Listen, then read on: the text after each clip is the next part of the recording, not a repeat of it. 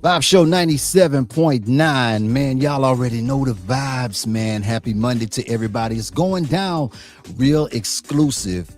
Listen, man, y'all already know what time it is. Emails, y'all already know the emails been blowing up since y'all seen that fire promo go out. Y'all already know we got a legend joining us on the show tonight. This is definitely bucket list for me. Long awaited, super excited. Y'all have no idea. Don't mind me. I'm just continuing to deliver the heat to y'all. You can thank me later. No problem at all. It's the Vibe Show. Y'all make sure y'all get your popcorn, get your little drinks right, or whatever you do. Don't matter to me. I just need you to keep it locked in. Don't go nowhere. It's the Vibe Show 97.9. We'll be back with the one and only Christopher, Kid, Reid. Y'all know the vibes. Vibe Show.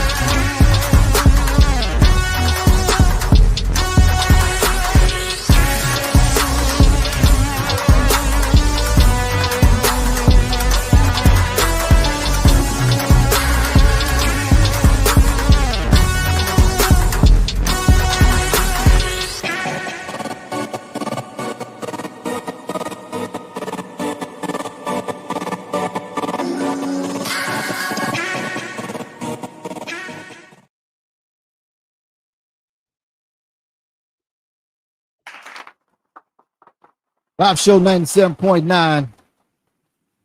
We are back. Listen, I know y'all ready, man.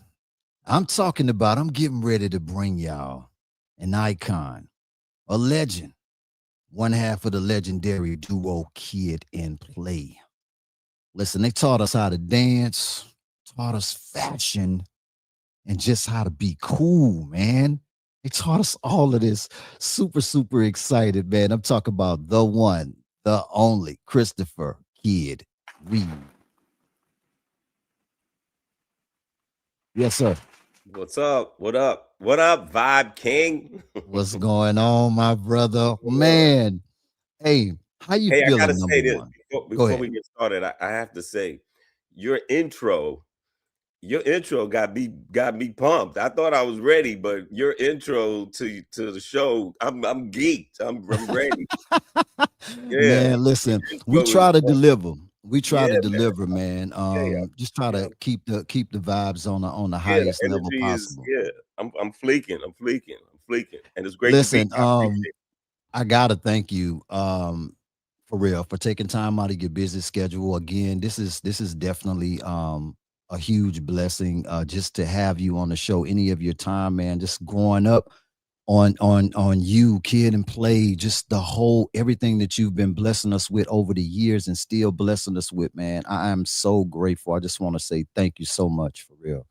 Thank you. My pleasure. It's I heard you have my partner on, my partner Play, and so I guess it's only right that we complete the set. we most times we operate as a set. So if you got Play, then eventually you need to get Kid, and so man, that's full circle. That's what I'm saying. God is good. That's all I can say, man. I have been on the cloud ever since I saw that DM. I've been on the cloud. I've been telling everybody, calling everybody, blowing everybody phone up. I'm like, man, listen, man, you don't understand what's going on right now, man. This is happening right now. So moms is super gassed up. My girl, everybody is just super huge fans, man. So we're going to dive into it. Shout out to everybody that's on the live right now. Shout out to everybody that's commuting right now. If you're on your way home, or whatever, man, listening, you tuning in, we just want to definitely say thank you and make sure y'all buckle up and drive safe, man. Get off them phones while you're driving too now. Please. Tell my Now, girl that all the time. Get off that now, daggone phone. right. Now, I always wanted to ask you this. Looking back though, before the world knew you was who Kid was, you was Christopher Reid growing up in the Bronx, New York, man. Give me a little bit of what that was like in that moment for you in that time period growing up as Christopher Reid before you was known as Kid. Right. Well, I was actually born in the Bronx, New York, and moved around a little bit within the five boroughs until I ended up in Queens. Mm, And Queens is kind of, was where I kind of claim to have grown up, and that's where I met Play. So okay. that was an important milestone. But early on, I was raised by a single mother uh until the age of 9, when she suddenly passed away. And then I went to live Oh with man. my dad, who was a Jamaican immigrant, and really a great man, who uh taught me everything. And he's the Right. one that got me he's the one that got me to Queens, and taught me a lot about life. And it's that background that I grew up with. I didn't really know my mother's side of the family, so I only Um, grew up knowing the Jamaican side of the family. So that's right. kind of who I was. I was shaped by.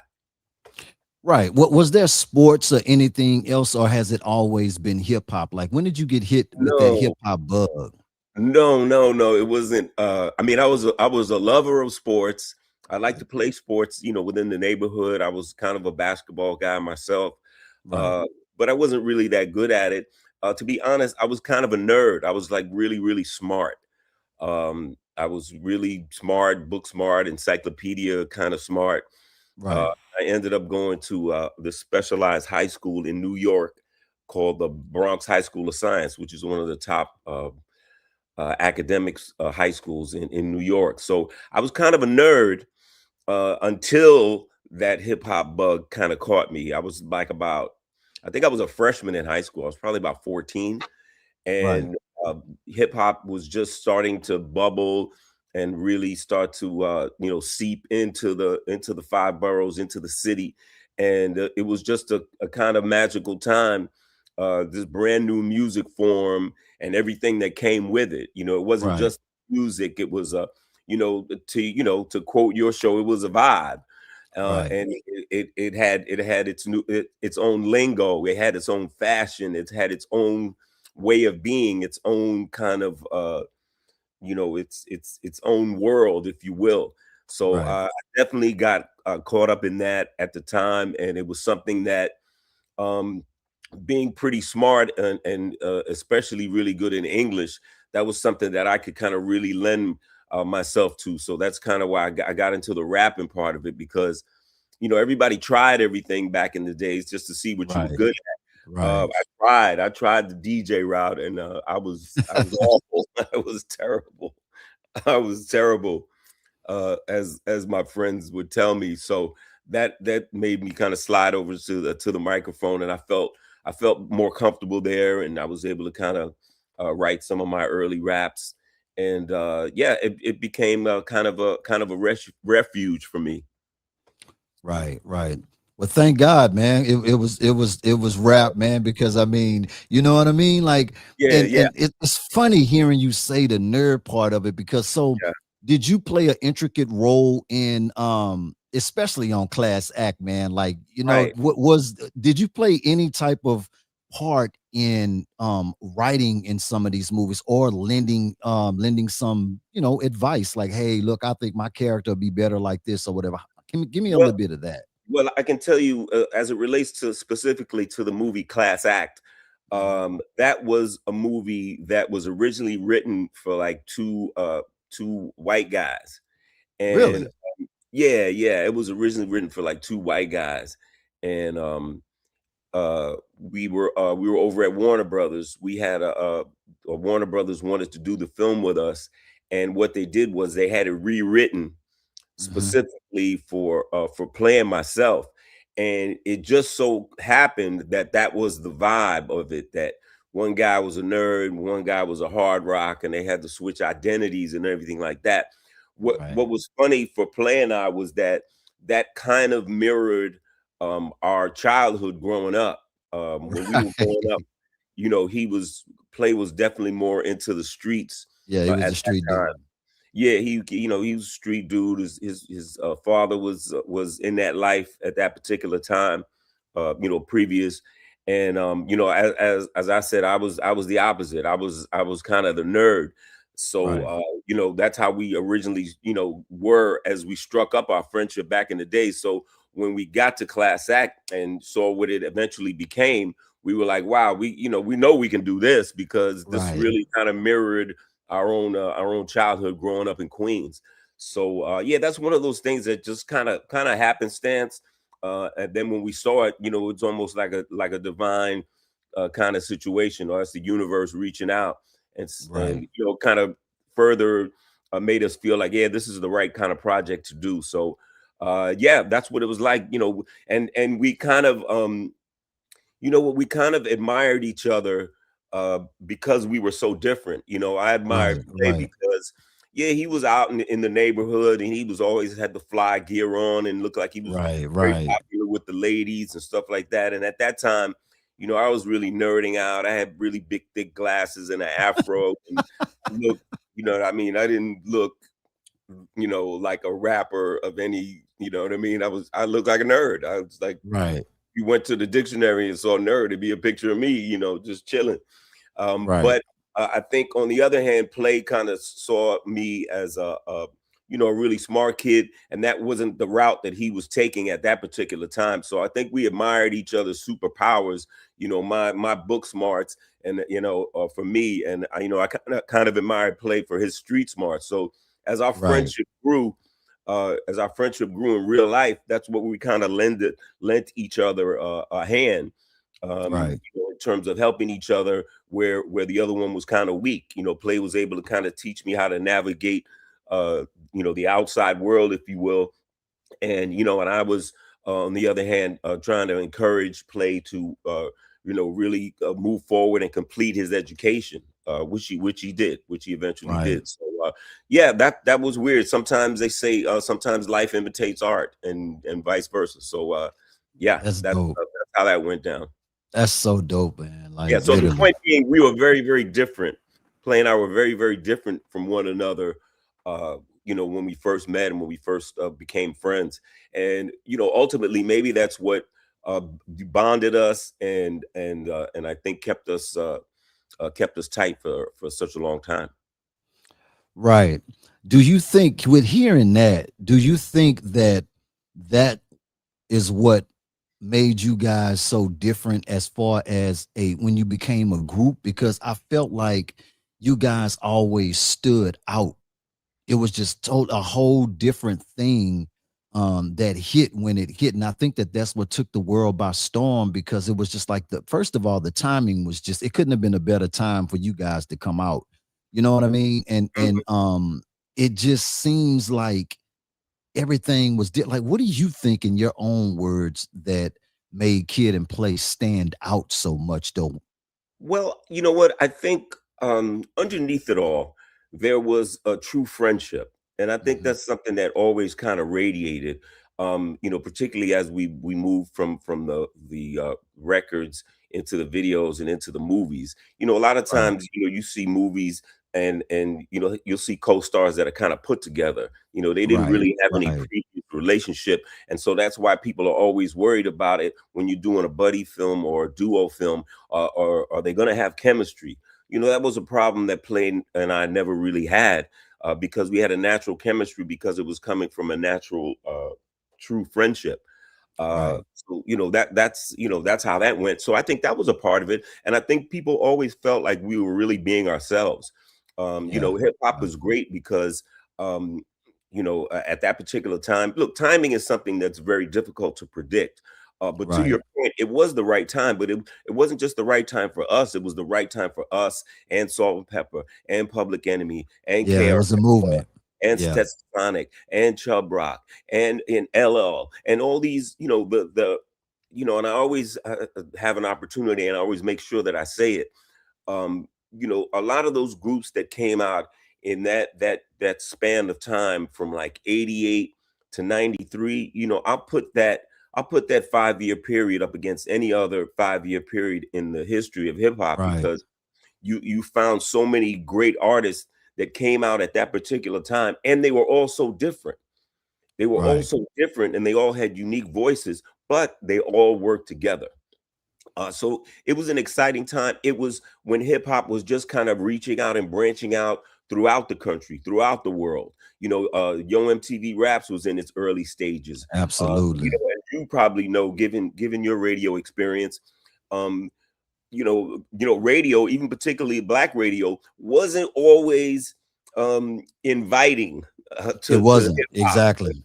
when it first came out. But by that time, late 80s, we started making headway, because some of the people, some of the program directors or whatever, that may have been a little bit hesitant when they saw groups like Kid and Play, like Jazzy Jeff and the Fresh Prince, like Salt and Pepper, a Heavy D. Maybe those were the type of groups that they could kind of get with and get airplay. So it was just a kind of a confluence. It was like a perfect storm of all these different things happening. And I think for Play and myself, we had a very unique look. Obviously, you got one light skin, you got one dark skin, you got the hair Right. going on, you got Right. the fashions, and we were always moving and grooving and looked like everything we did was about fun. And I think that's Yeah. an energy that came across. It came across in the music, came across in the videos, which led us into the movies. And we tried to continue that same vibe, in every field that we got into. When we did Yes. cartoons or we did our own comic book, people kind of knew, before everybody in hip hop was talking about branding, that was our brand. Kid and Play was Right. about Right. fun, about having a good time. I mean, literally, we were the human version of Ain't Gonna Hurt Nobody, because that's how we Yeah. got down. Right. Right. And see, that that's what I always thought that was so dope about you guys, because you guys made it so popular to just be yourself. And I think that that was what was resonating. Hearing you say that, because it was cool to be fly, it was cool to dance, it was cool to dress fly and rock that fashion and talk cool and treat ladies with respect too. I just always respected that whole energy that you guys brought to the table, and that's something that I fell in love with. Of course, the dancing, the fashion, and then when you guys transcended over into movies, I mean, Yeah, that was the next level for me, and it allowed us to see, like, yo, like, you can rap and act too, and that right. was big for me. You know what I mean? Right. Well, to your point, I think I would agree with that. People felt a realness from us, and I think also too in the videos and in the movies that we portrayed and acted in. We weren't afraid to show the process. You didn't get the girl just right away. Sometimes you had to Right. and that's the thing. I don't know. I'm always trying to figure out, especially with my kids as they're growing up, um how they socialize today, because it's so different. Right. Back when we were coming up, in order to socialize with one another, first of all, we had places to go that we could socialize Yes. with one another. Yes. Yes. Obviously, telephones and social media were not a factor, but also too, part of that process was sometimes failing, and Yeah. sometimes you didn't get the girl, and sometimes you Right. got your face chumped in front of your friends or in front of the crowd, or sometimes you went up to the girl and asked her to dance, and she didn't feel like it. So we weren't afraid to show that that maybe at first we didn't succeed, but if you knew us and you knew our characters, you knew we was gonna get him one way or another. You know what I Right. mean? Right. Play was gonna get him with that charm. I was gonna get him with the goofy humor or whatever like Right. that. And so we weren't afraid to show the process and to show that you know, that's just how life is. Sometimes you got the girl, sometimes you didn't, but you Right. kept shooting your shot. That's all you gotta do. Keep Right. shooting. And see, that's what I'm saying, because like when you think about how great the Vibe. writing was, when you think about how great the writing was, though, I just felt like, to me, it was so dope because you guys' movies, they wasn't far-fetched for me. Like I felt those house party vibes. We were doing that. I felt like everybody was actually living that. These movies resonate so well with my generation that it's just crazy. I felt like I was at the house party because we were already doing all of this stuff. We had the bullies, and I mean, the writing was just superb, man. Yeah. Like literally. Well, I mean, that goes if you're speaking about House Party, obviously that goes to the writer and director Reggie Hudlin, who Right. obviously went on to do other great things. He went on to do Boomerang and so many other different projects, film and television.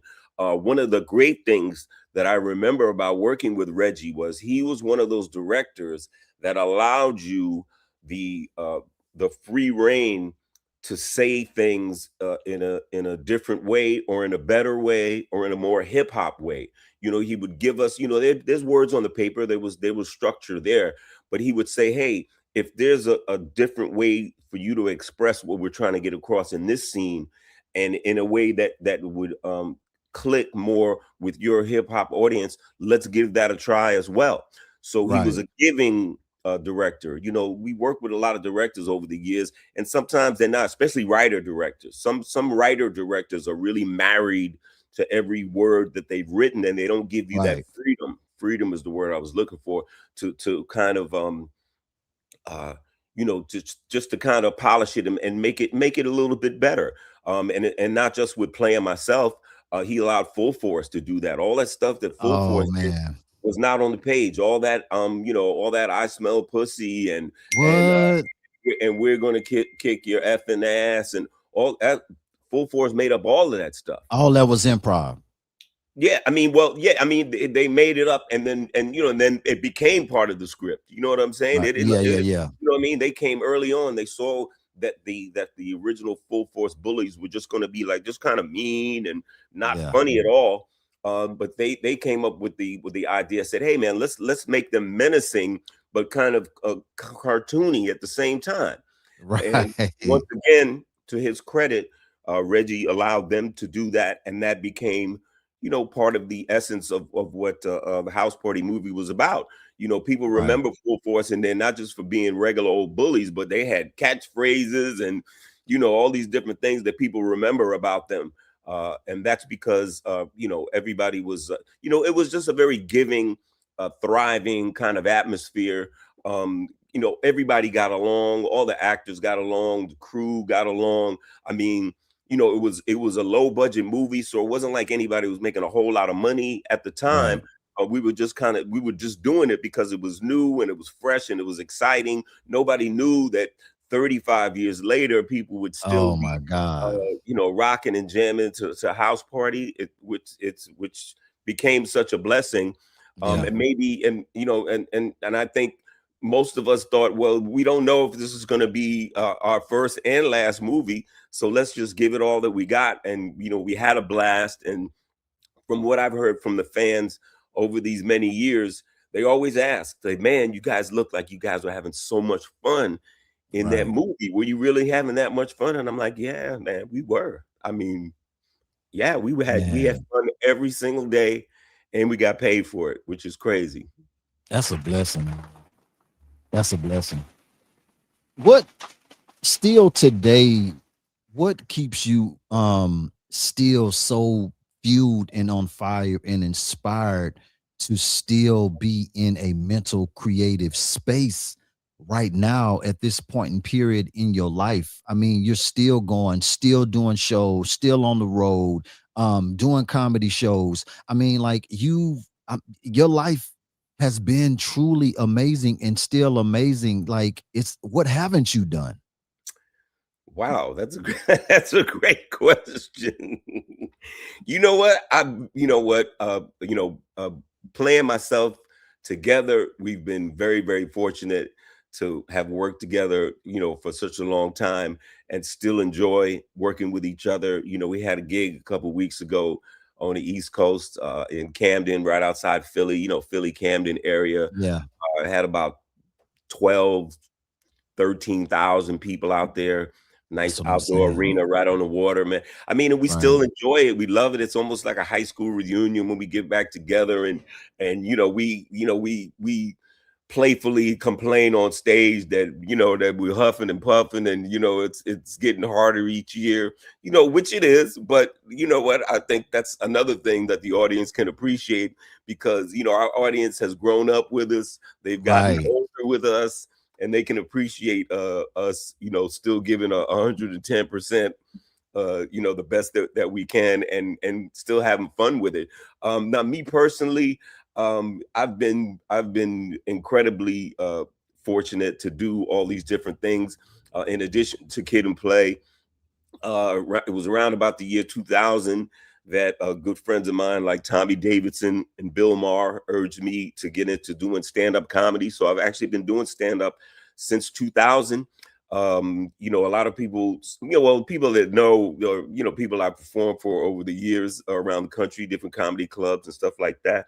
Um, I think this year I'm going to kind of put it even more and more out there, because I have all this kind of new stuff to Right. talk about. So that's been a blessing. Doing acting ventures on my own and television projects on my own has been a blessing.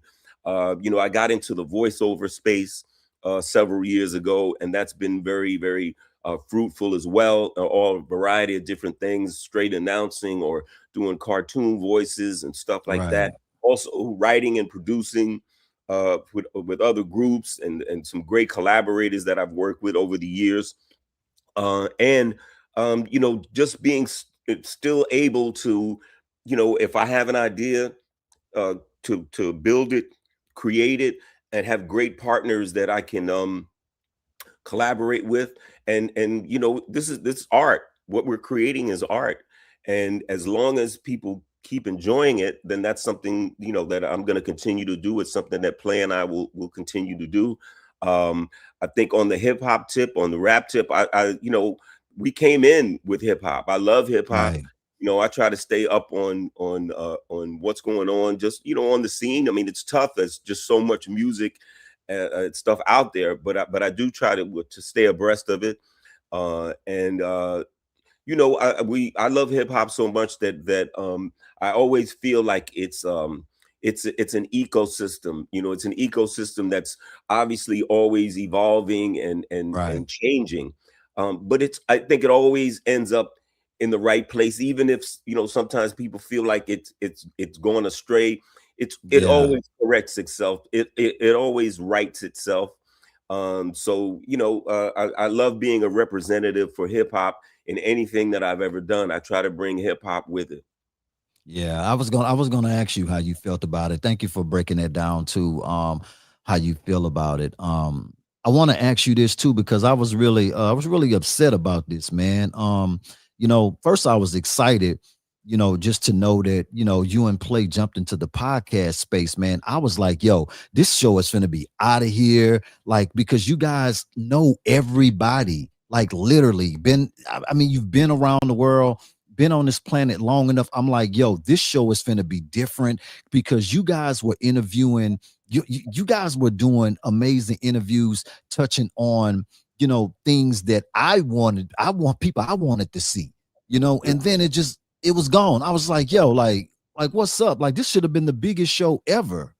Talk to me a little bit about that. Right. What happened with that? Well, that was the Funhouse podcast Yes. that we did. Wow, it's probably a couple of years now, Yeah. but we did do it. We had a great time doing it. As if you want to do these podcasts right, get them off the ground. It requires a budget, and I think Yeah. at that particular time, we wanted to have it so that Play and I Play and I were in the same location when we did it. Ah, Unfortunately, he lives on the East Coast. I live on the West Coast. So that first batch of shows that we did, we were both together in New York, and that's when we had the great guests like Tretch and Kid yes. Free and Chuck D and Roxanne Shante and stuff like that. Then moving further, we had to do it from 2 different locations. And although it was great, we had some really cool guests. We had Dr. Jamal Bryan, and we had some other cool guests as well. It just didn't have that same oomph for us, Feel and I think that people like to see Play Night together, like together. Yes. physically together. So Yes. I would never rule out that making a comeback, but I think we just had to kind of step back, restructure it, and say, hey, you know what? There's a way that we want to do it. So we had to kind of take a step back, take stock, make some moves, kind of on the financial tip. So we're looking forward. Maybe in 27 we could come back with the Funhouse podcast. But to your point, and thank you for peeping it out. We sure did have a great time, and Man. sometimes we had guests, but sometimes we didn't. Sometimes it was just me and him talking, and Which people seem you guys got stories for days. yeah, I we mean, you know do. what I mean? And Like, yeah, and people seem to enjoy that as well. So I think that's always great too. Look, it's great to have guests. It's great to have great guests, but it's also good if you can command people's attention and keep their attention when you don't have a guest. right. And I think Play and I were able to do that as well. So we definitely enjoy doing it as something we definitely look forward to trying to put together again. Like I said, maybe 27. Whenever you do, and y'all start Yeah, we're rolling gonna out come to the you promo for the beginning. We gonna already. yeah, Already. our I'm gonna beginning be was all right, but we whoever did yours, I want to be flying over the city and man, I got rocking y'all with you. on whatever I'm talking about. I got y'all. That's just a phone call and it's done. Now, No, now no. uh, on a serious note, though, the heart transplant journey, I got to tell you though that inspired me, and I know it inspires so many other people as well. Uh, at that moment in time, what was going through your mind mentally? I know that had to be tough because it definitely impacted um, the world once that got out and everybody was praying and concerned. And talk to me about that space, if you don't mind. Hmm. Well, it was just about a year ago. Right, It was summer. It was summer of 25, and it wasn't like it was like one particular situation, like like I fell out somewhere or anything like right, that. It was just something that I was noticing over a period of time. It was very incremental, and when I would notice something, it was always something that I could dismiss. If I find myself a little bit more fatigued than normal, then I could say, mhm, "Ah, man, you know what? I'm 60. You know what I mean? That's just me getting run down. Maybe the road is just a little bit getting a little too tough. Oh man, I see I'm picking up some weight. My ankles is swelling up. Oh man, you fly a lot. There always seemed to be an excuse that I could pin on whatever I was going through. But right, over some time, over several months actually, um, it just didn't seem to be improving. I mean, one day I was out here in Los Angeles, and I just went down the block to the hospital. Just woke up one morning and said that, hey, I want to find out uh, once and for all, good or bad, right, what is this fatigue, this malaise, this fog that I just can't shake. right, I live near one of the great hospitals in this country, Cedar Sinai Hospital, and it's when I went in there that they first. It was about this time last year, a little bit before, and they told me that I had some heart issues and that they were going to try to monitor it with a pill regimen, mhm, and they were going to monitor it for the next short period of time and see where we were after that. right, But in a few weeks time, which was August, it hadn't improved. It had actually gotten worse. So I remember I was actually on my way to Jacksonville for a Kid and Play show, and Right. doctors called and said they didn't think I should fly that night, that I should miss that gig, and then came back. They said we were waiting on some tests, some further tests that they had done.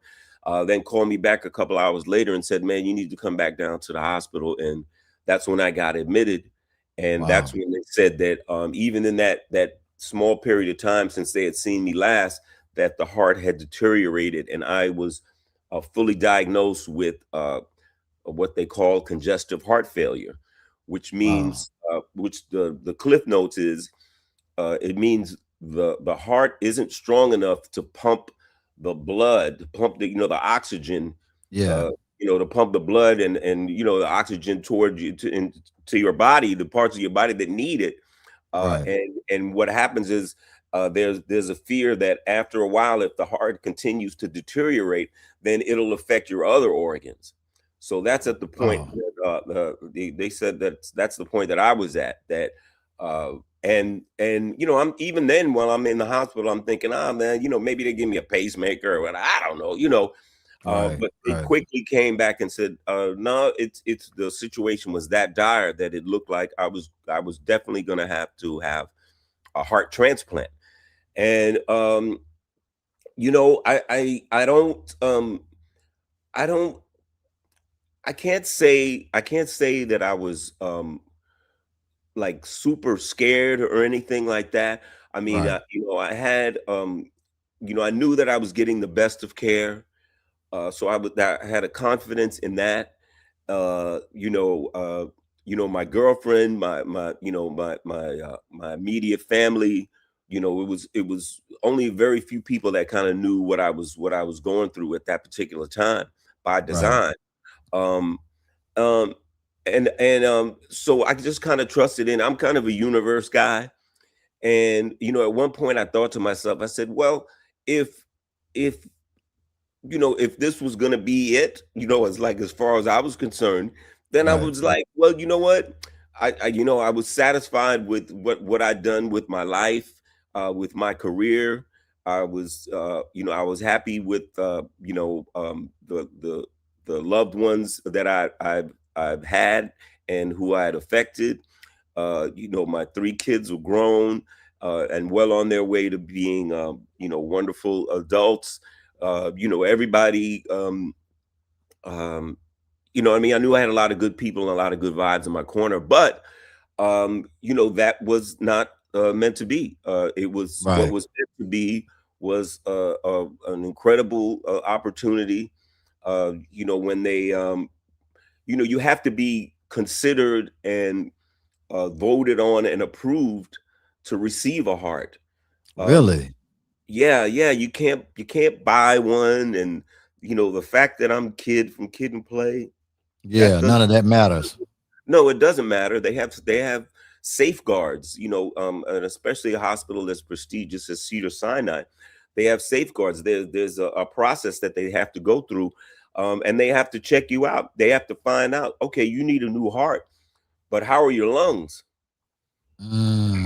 How's your kidney? How's your liver? If the rest of you is jacked up, they're not going to give you a new heart. Why would they do that? You know what I'm saying? So Yeah. I was lucky that look, my lungs were clear. I couldn't believe that. All the weed I used. Right. You know what I mean? Right. I'm like, nah. Right. They're like, yeah. Right.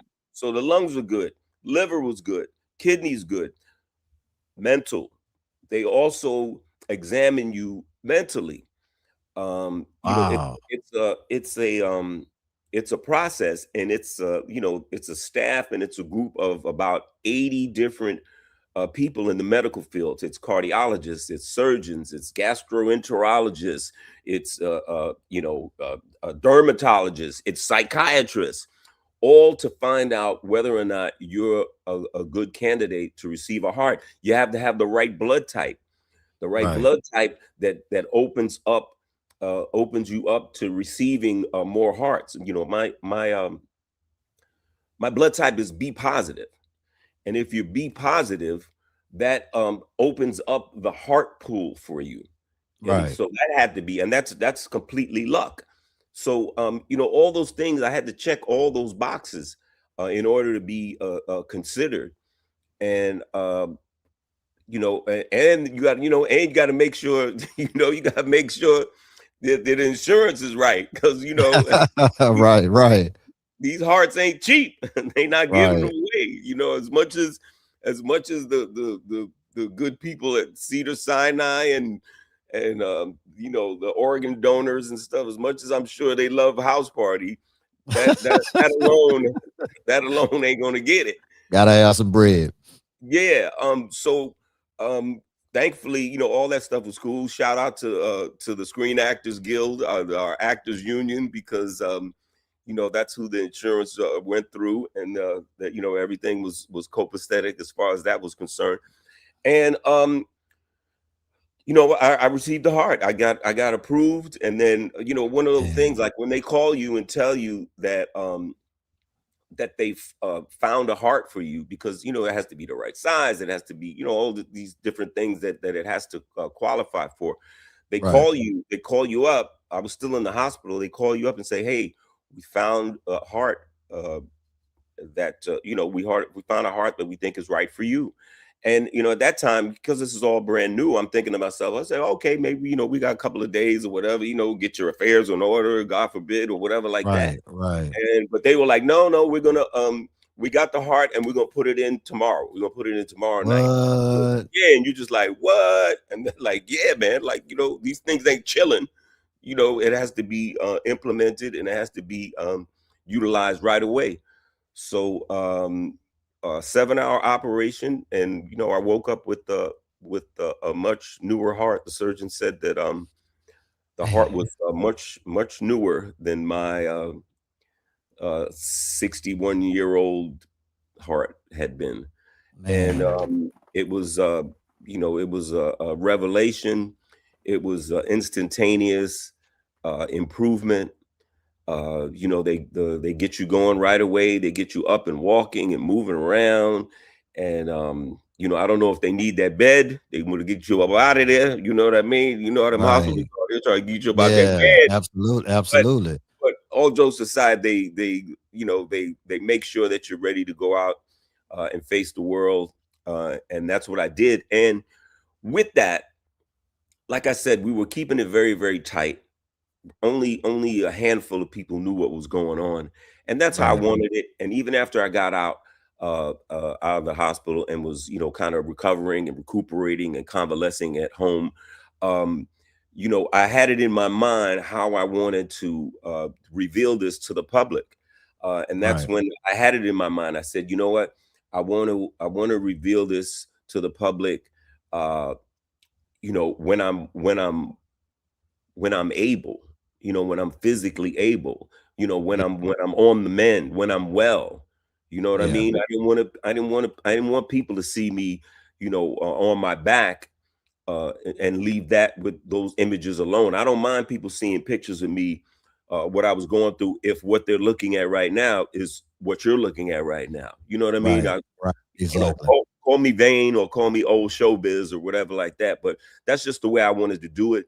And I wanted it to have some impact, because I knew what moves I was going to make behind that, in terms of trying to get people to be conscious of their health, moving Yeah. forward in the future. So I wanted to be on Good Morning America. I wanted Michael Strahan to be the one to interview me. So along with the communications people at Cedar Sinai, and a publicist that we have, we made it happen. And it was February 5th, I believe, early this year, that the interview aired on Good Morning America, and that was kind of the beginning, I guess, to your point, when the world at large, the Right. country at large, got to know what I'd gone through. That's when So I found out.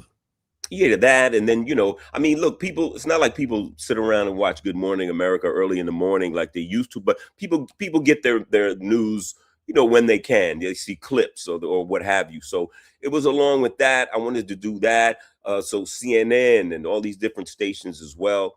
But Just you're to a kid. Come on now. I'm not gonna let you downplay that now. Something happens to you that news is going to get out there. It's going to be on YouTube. It's going to be on Twitter. It's going to get around. Like, you Yeah, are somebody that we adore and love and a it did, lot. and thankfully, to your point, it did. Which, like I said, went hand in hand with what part of my new mission was, Right. which was to really kind of be a symbol and a hopeful symbol to my people, to our people of color in particular, Right. to not let things get to the point where you're going to need a heart transplant, because uh, you might not be as lucky as I was. Let's talk Right. about that preventive medicine. Let's talk about that, trying to nip things in the bud, maybe not ignoring things as long as I had, Yeah. thinking, because like I said, sometimes things can be so, they can seem so small that you can, like I said, you can dismiss it. But It could that's be how life it gets threatening. you. Yeah, it could be. Yeah, like I said, you don't got to fall out at one time. It can. Right. It's sometimes, they call heart disease is a silent killer. It can creep up on you over the course of time.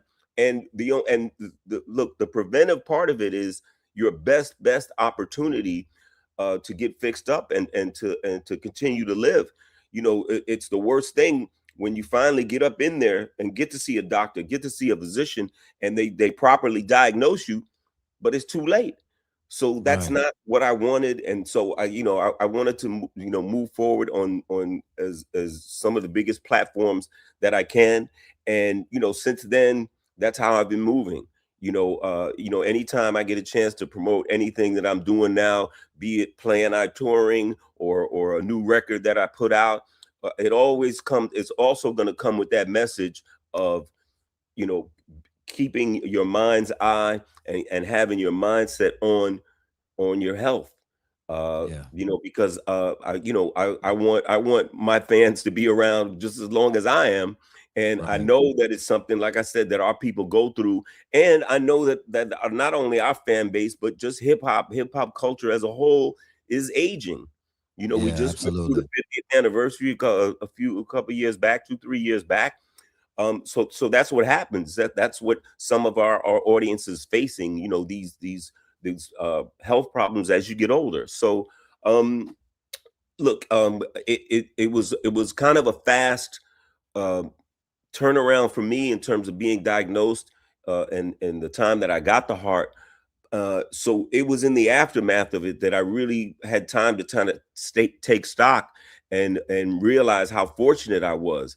And it was because of that I really wanted to kind of throw myself into whatever was going to be the rest of my life, because um, I got and I received something that you just don't get, and that's more Right.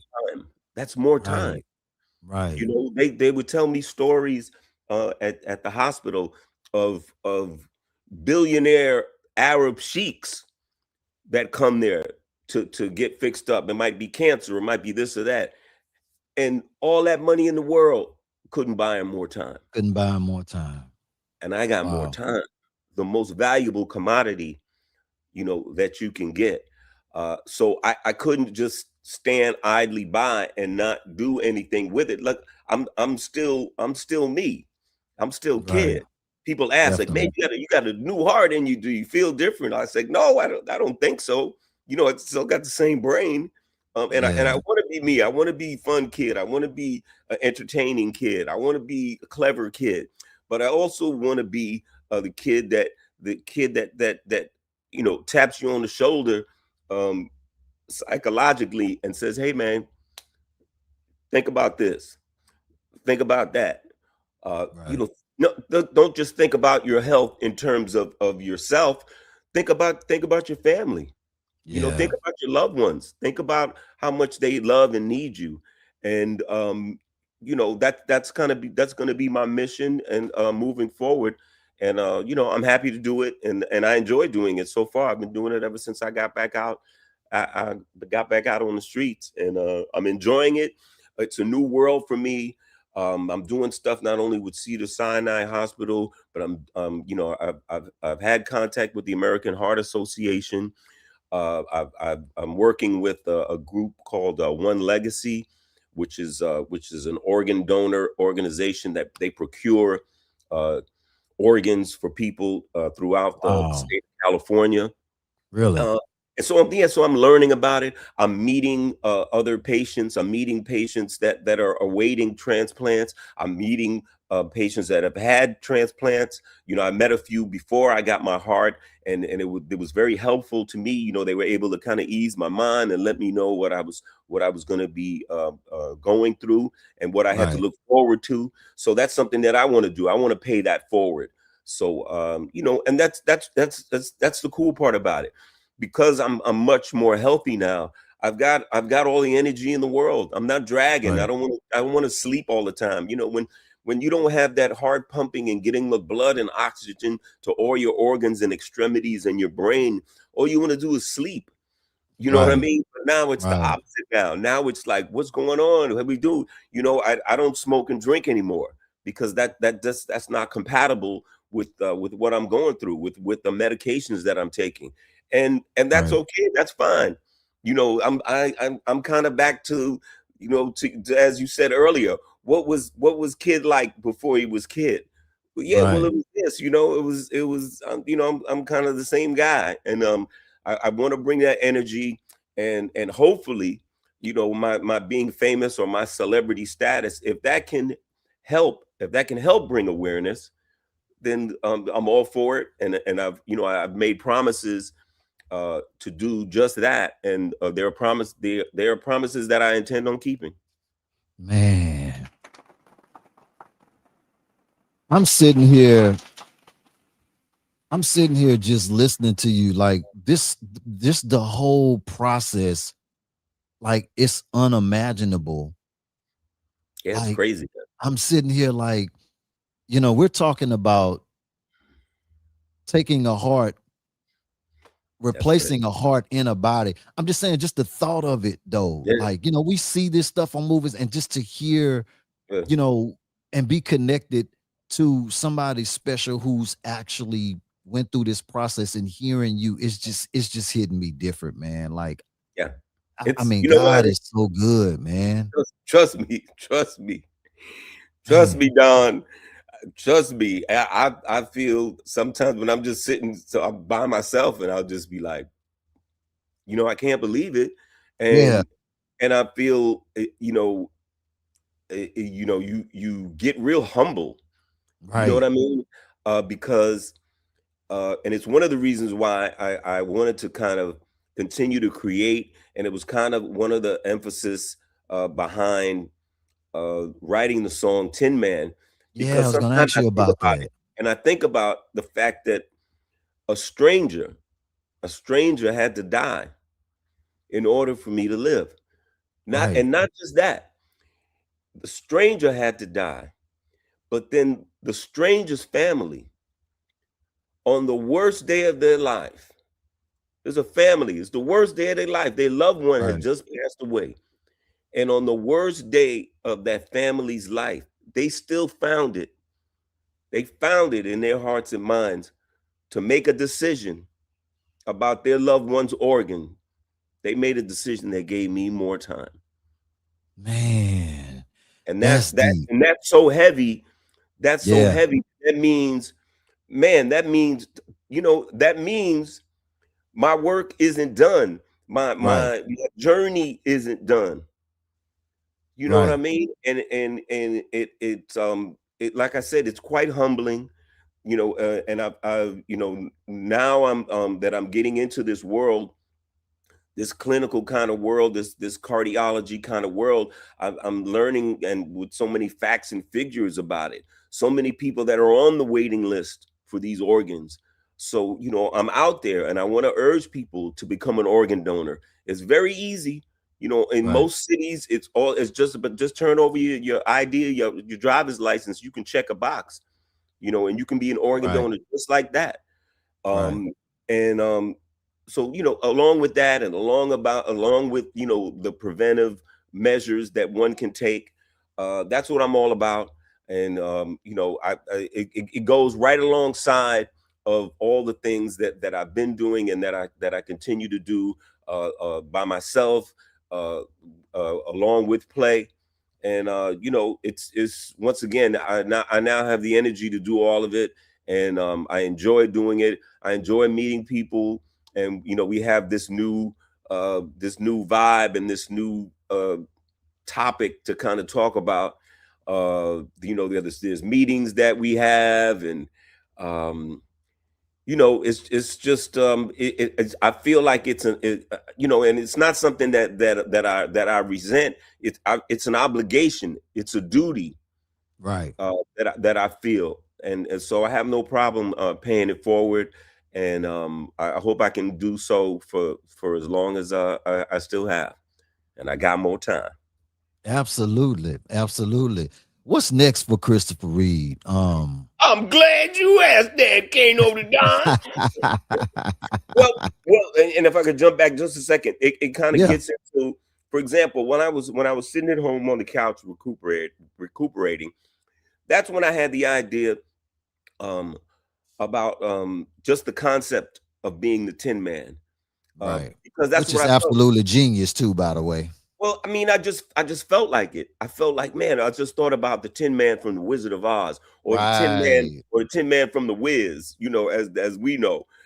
What did the Tin Man need? He needed a heart. Needed a heart. He needed a heart, and so did I. Absolutely. And I got one. And you know what I mean? And I got one, and my life was so much better. So I wanted to talk about that, at least lightly touch on it.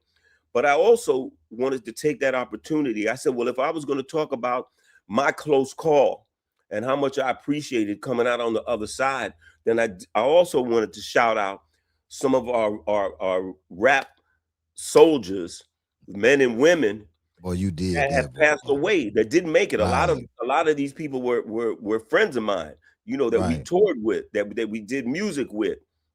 And that was the another part of the song Tin Man. So you know, I was able to do that, um, record that. Then my homeboy out of Houston, Key, he remixed it, so we got a Yeah. great remix out of it. We shot a video to the remix. That's what's out right now. I Yeah. urge people to check it out. We're on YouTube, man. We're up to almost 70,000 views in a few weeks. So we're excited about that. And you know, we shot a video for the original version as well, and that'll be out shortly as well. And they say time flies, but next month, August 19th, that will be what I call the Heartiversary. That'll be the 1 year Ah. anniversary of me receiving the heart. So, you know, I hope you and your audience, you know, because I'll be back on social media in the run up to that as well, to once again celebrate the fact that of the heart anniversary, and the fact that you know, I'll have had this new heart for a year, but also Right. once again flip it and turn it into being health conscious, telling our audience and our fans to be health conscious as much as they possibly can, so that it's a win-win. Right. And you already know we're gonna be a part of that with you. So you stuck with me now, kid, Come man. on, That's come it. on, You stuck with TFW, me now. TFW around You the stuck with world. me now. I'm not going nowhere. You stuck. I'm gonna be Oh, harassing you. flip. Hey man, what's up? That's my hood. Let it be known. Let it be understood. Let me ask you this, man. When your story is finally written though, what do you want your legacy to be remembered for? Wow, great question. Um, you know, I'm actually working on a book right now. Uh, Okay. and it's tentatively titled "Heart of the Matter," and it's Oh, not just about, you know, what I recently went through with the heart transplant. Obviously, that's a part of it, but it also goes back to what we began our conversation with. You were talking about, well, what was it like being you know, Christopher Reid before Kid, right. Right. because it's an amazing story. It I was a know it million to is. one, it was a million to one shot for me to even be a kid and meet up with Play and have all these wonderful great things that happened to us. Like, you know, Man. like I said, if that was going to be the extent, then that would have been a hell of a career. Right. But there's going to be more. and I'm hoping that my fourth quarter, not even my fourth quarter, my fourth quarter and overtime, I'm hoping that that'll be, my not just my final act, but my greatest act. Right. So look, I want people to think of Christopher Reid, of Kid, and smile. When you think of Kid and Play, we want you to smile. When you Right. think of Christopher Reid, I hope that people, um, I hope that people have a good feeling about me, and just being out there, meeting and greeting fans when I travel. Um, no matter where I go, there's always love out there. People are always going to come up. You know what? If I had a dime, if I had a penny for every time somebody ran up on me and want to do the Kid and Play dance, man, Oh listen, my God. Right. I'd be talking to you from Malibu, okay? If Right. that was the case, Right. but once again, that's one of those things that's just, it doesn't make you big headed. It just humbles you. It's just like, Absolutely. man, y'all rocking with us. Y'all rocking with us like that. Like y'all do, you know what I mean? Y'all like Still. that. Like these youngins rocking high tops like that. Y'all still watching Exactly. House Party like that. Y'all still throwing Exactly. pajama jammy jams like that. You know what Exactly. I mean? Y'all still love us like that. And it's very humbling, and it's the energy, and the it's that love that continues to drive us. So yeah, man, when you think of Christopher Reid, think of a person that hopefully brought joy, and continues to bring joy. And I'm still curious. Like I said, I'm in this new world right now that I'm learning about every day, about being health conscious, and about helping other people that are potentially going through what I've gone through. So Right. it's an exciting time. There's always something to do. It's great to finally be interviewed by you. I enjoy it. I don't mind going digging in the crates and telling everybody about what it was like when we were coming up. Right. Um, there was something I posted the other day on Instagram. It was some footage Yeah, that hey, I that was so happy you done that too, man. I was so happy you done yeah, that because we don't get a chance to see that, you know? yeah. And when I got that piece of tape in particular, I looked at it for a long time. And it was just in that particular one, it was myself, it was Tisha Campbell, it was AJ Yes. Johnson, the Yep. director Reggie Hudlin was in that. And it was us actually right before we were shooting a scene at the house party itself. And it just made me smile, and it made me understand, sometimes in a powerful way, um, why people feel so strongly about that movie and about that time, and Yeah. about what we represent. And anytime we get a chance to kick it, or see one another, we love it. Play, myself, Tisha, AJ, Full Force, Salt Martin, and pepper. Yeah. Salt and Pepper, everybody from that era that's still around, Yeah. thankfully. And we have great memories, and we also have great memories of the folks that we lost. So we want to keep them ever present in our minds. And so yeah, I get it. I get it. I get it why some of the stuff resonates with people to this day. We Yeah. really appreciate it. I can speak for Play in that regard. I know he feels the same way. So as long as y'all will have us, we'll be out there collectively and individually. And for me personally, I couldn't be happier that I've got more time on this earth, to be with my girlfriend, my three kids, my two baby mamas, my ex-wife, everybody. Right. You know, Right. Right. um, I everybody, love there's that. there's so much love out there, and trust me, I'm receiving it, and it certainly has helped me in my recovery. And like I said, I'm mainly an Instagram guy, a little bit on Twitter, but my IG is pretty active at Kid from Kid and Play, and I'll be uh, letting people know what's happening in the run up to next month to the Heartiversary, and we're going to use it to bring awareness and also be thankful. Absolutely, man. This has been amazing. As we close out this last question here, of course we're going you are part of the Vibe family now, so you'll be coming back on here to promote, to do whatever you want to do now. This is your station as well. I want to ask you this though. It's so much stuff that's going on out there in the world right now. We definitely living in some different times. um for anybody though that's listening right now, that may be going through some tough times, maybe mentally depressed, um, not inspired, can you give them some words of encouragement or uplift? Wow. You know, we're all on different journeys, um, and we all go through stuff. I know that sometimes people look at celebrities. They look at rappers or actors, and they think that everything is gravy all the Right, time. right, That's not the case. And if you've been around as long as Play and I have been around, if you've been around 30 plus years, and it never goes like that.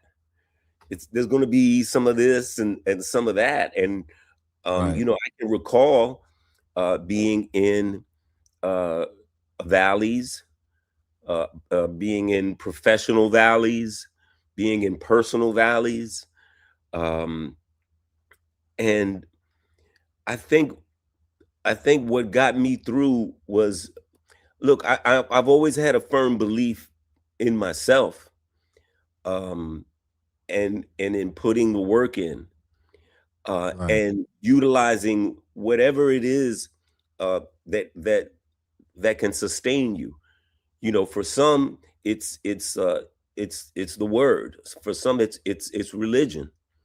Uh, right, for other people, it's bringing family and friends closer. We call it the circle of support. Because sometimes you're going to need that, and right, sometimes there's absolutely, times where you have to be part of someone else's circle of support. That's how it goes. right, Nobody flies high all the time. That hasn't been my experience. Um, don't be afraid. Don't be hesitant to reach out and talk to somebody. Um, you'd be surprised uh, what other people are going through, or what they have gone through, and they might be able to impact you, give you some good advice for you to use. Um, I can remember, I've gotten great advice and counsel from some of the most unlikely places and people. Um, and that's because, I reached out, or they saw something in me, saw right, something that I was going through, and reached out to me, and I didn't shut them down. right, That's another thing. Sometimes you have to be willing to accept help and counsel. I urge our fans to do it. It's apparently I really came close to not being around anymore. exactly, But now once again that I've been given more time, man, it's you want to be here. yeah, You want to be here, and you don't just want to be here for yourself. Of course, that's the selfish part of it. Again, yeah, sure. I love life. It's great. Being right, kid is great, but you want to be there for the ones that love you, the ones that love you the most, the ones that been down with you for your day ones, the people right, that love hearing your voice, the people that love hearing you laugh, the people that are going to miss, not being able to share old war stories together. Um, right, so that's what it is. Reach out, and when others are reaching, don't flinch, don't refuse, stay engaged, uh, stay engaged, because man, things get better. I come from the old school of show business where um, you're always supposed to put on them fronts. Yeah. You got to put on them Yeah. fronts, right? So nobody really knows what you're going through. But you know, Play and I have gone through things over the years, but it took that time and those ups and downs to get us right here. Um, Honestly, I'd probably say as popular as we've ever been, because it's something that people can kind of go back to all the time and Right. get enjoyment out of. Right. Like there's nothing we can do about it. You know what I'm saying? Right. Like, I'm all right, I get it. I'm convinced. Y'all really did Kid and Play. And Right. y'all have no idea how much that energizes us, that infuses us with pride and ability to want to keep going and to Yeah. keep being ourselves, and keep having fun with y'all. Man.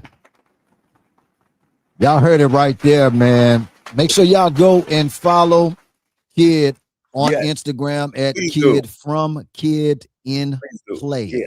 I Make put sure up y'all yeah, I go put up follow cool him. stuff. I put up cool stuff. Sometimes it's some old footage. Sometimes it's, my new video that's out, Tin Man.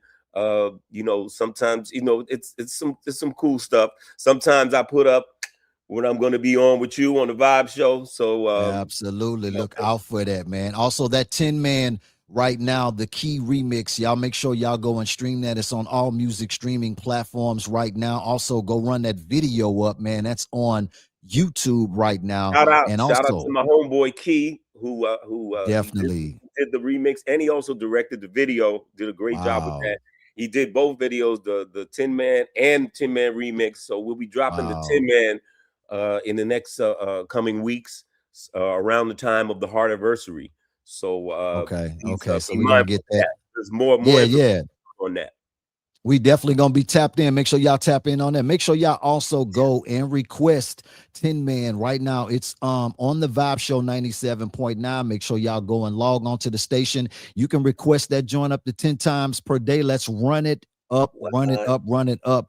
So that's go over and visit www.thevibeshow979.net. Y'all go and run Tin Man up. It is available right now, and it's available on all streaming platforms, man. Let's definitely support, man, for real.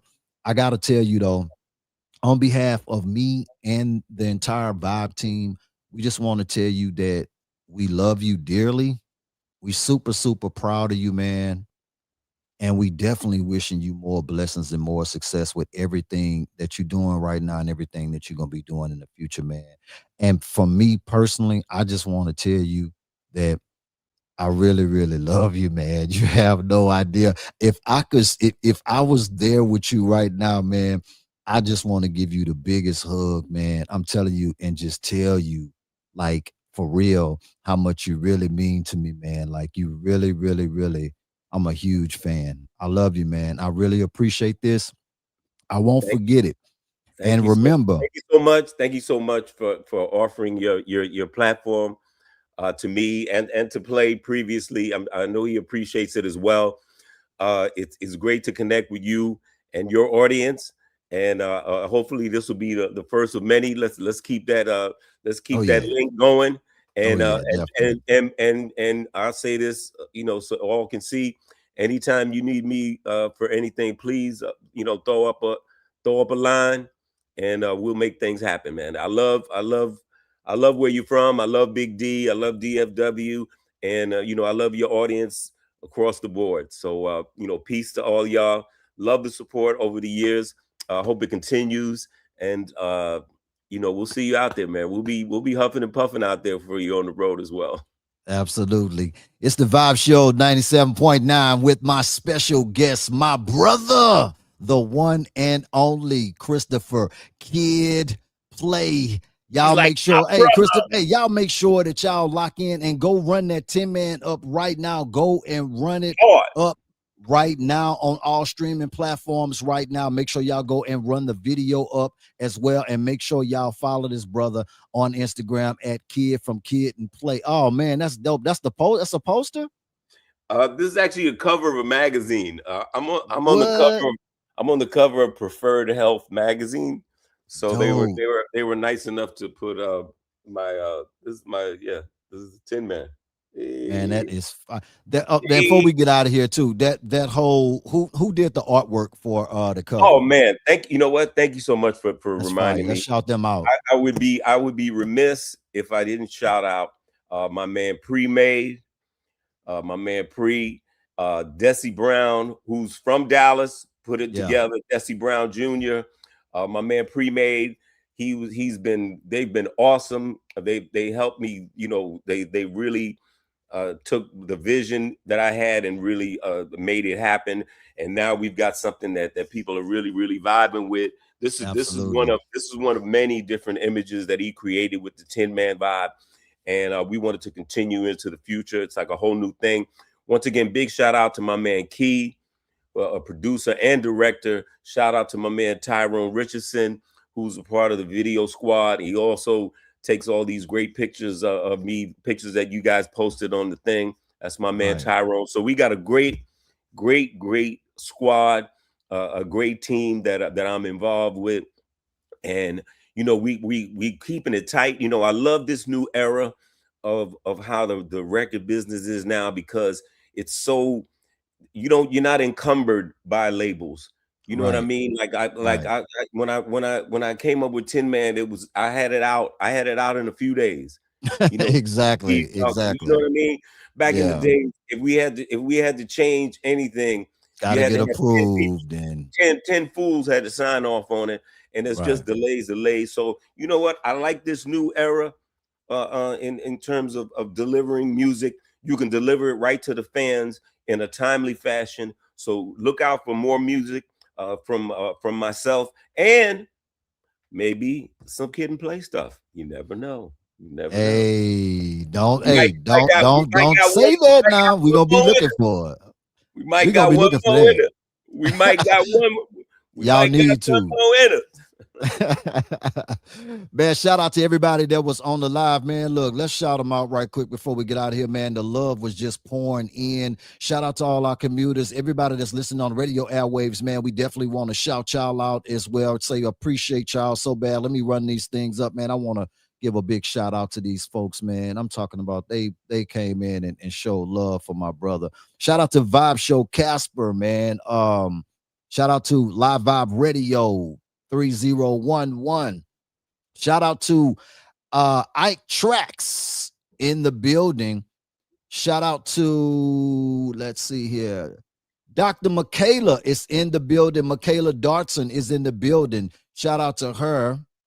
Shout out to the guard Code Red 4107 in the building. Thank you for pulling up, showing my brother some love. Shout out to Rome Stewart 8450, man. Big shout out to my boy Buddy the Barber. Oh man, come on, man. Shout out to Cash Girl 1432 from Houston.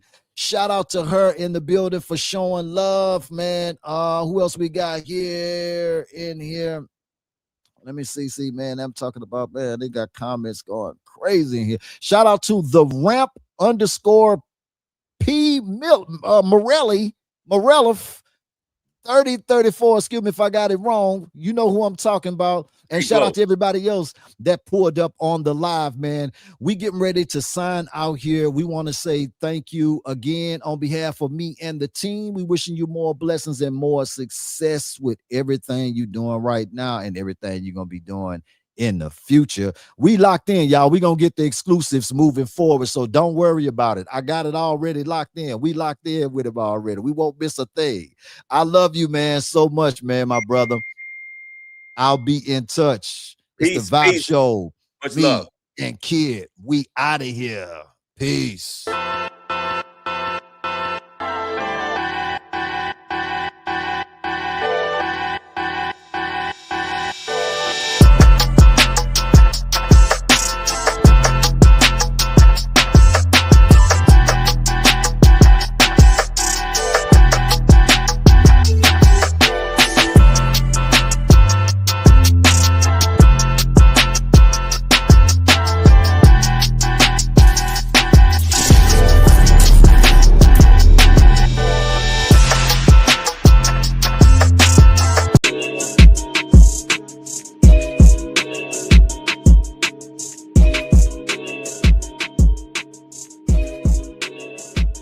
tuning in. Hope you enjoyed the episode. If you did enjoy this episode, hit that like, share, and subscribe button and turn on that bell notification so you'll be notified every time another exclusive Vibe Show Live episode goes up.